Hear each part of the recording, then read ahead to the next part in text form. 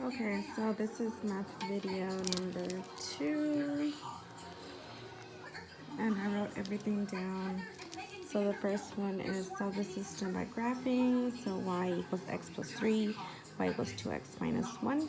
So the first one, the y-intercept is 0, 3. So that's where the point meets. The slope is 1, so basically 1 over 1. So go up 1 to the right 1. And that's how I got my first line. And the second one, the y-intercept is -1, so I went down to 0, -1, and my slope is 2 and 1, so I went down 2 and to the left 1. That's how I got my graph. And it's one solution, be consistent, and it's independent variable. So my second one, it was elimination method. So 3x plus 8y minus, 3x plus 8y equals -3, and the second one is 2x plus 5y equals -3. So I was trying to get rid of the x's, so I multiplied everything by 2, and at the bottom I multiplied everything by 3. So this is what I got, 6x plus 16y equals -6, and then 6x plus 15y minus equals -9.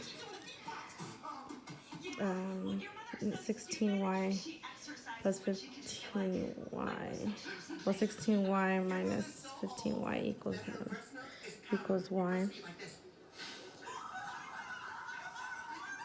and then -6 plus -9 equals 15. This one is 16 minus 15 equals 1. Okay, so y equals -15. And then I plugged it in, 3 in my y-intercept, well, my y, 3x plus 8 times -15 equals -3, 3x minus 120 equals -3, added 120 on both sides, then I divided 3x into 117, and then I got 39. So for this one, x equals 39 and y equals -15. That's what I got. That was number 2.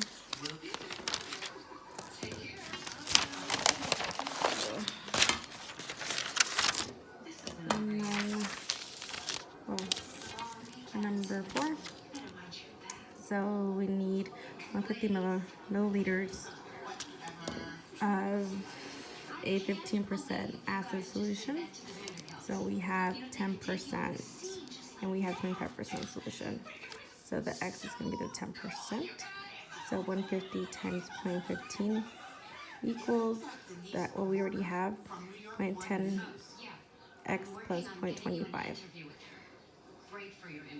So then 22, so we multiply 150 times 0.15 is 22.5.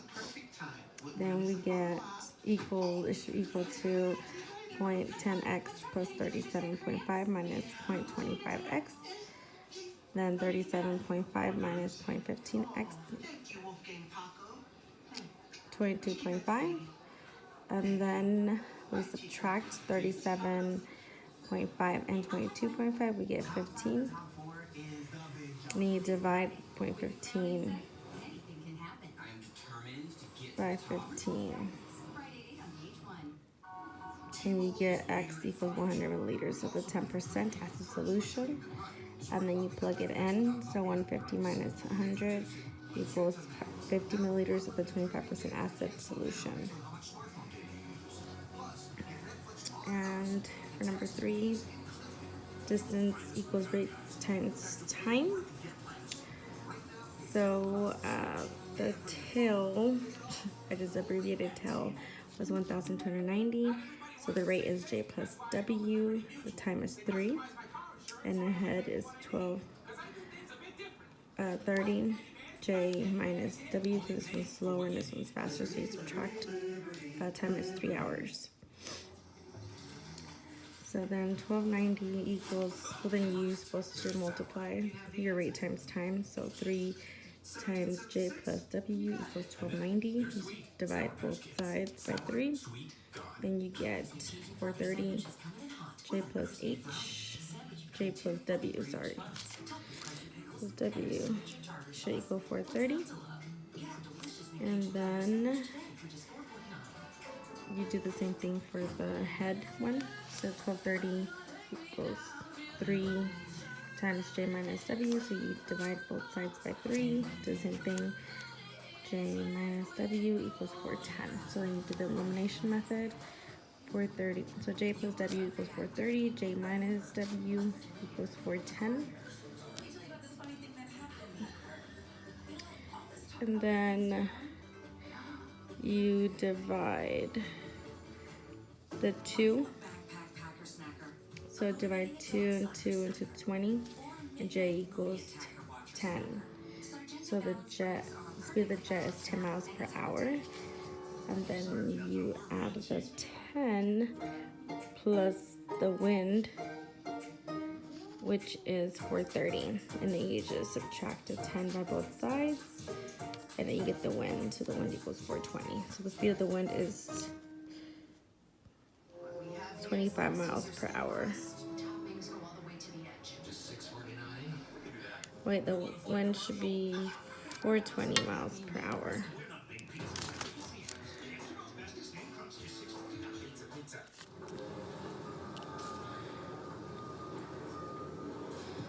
Yeah. 420. 420 miles per hour.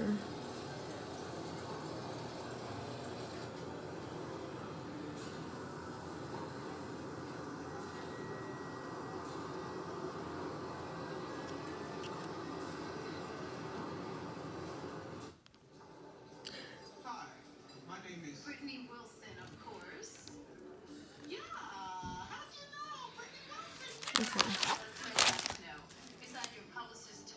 Number 5, highest degree of the polynomial. So the highest degree, I added them all up, and the highest degree I got is 6. Didn't really understand B, so I'm gonna go to 6. Multiply and collect like terms. So I pretty much cross multiplied the m squared times m plus 9m, and then m times negative 4, and then the negative 4 did the same thing, negative 4m, m squared, negative 4 times 9, and then negative 4, negative 4. So then I got m to the third power and 1 cubed, well, to the third power plus 9. 9 is m squared minus 4m squared, 36m plus 16. And then for the second one, I got m to the third power. Then I got m to the third power when I combine like terms. Third power plus 5m squared minus 40m plus 16. That's my final answer, because I combine like terms. And then for number 7, simplify by factoring GCF. So negative 30p to the fourth power plus 39p squared, q to the third power plus 39p cubed to the second power, and q to the second power. So then I combine like simplified by doing the greatest common factor, which is 3. So then I got negative 3p squared, because you always add the negative 3 in the beginning. And then 10p squared minus 13q to the third minus 13. And then q to the second power.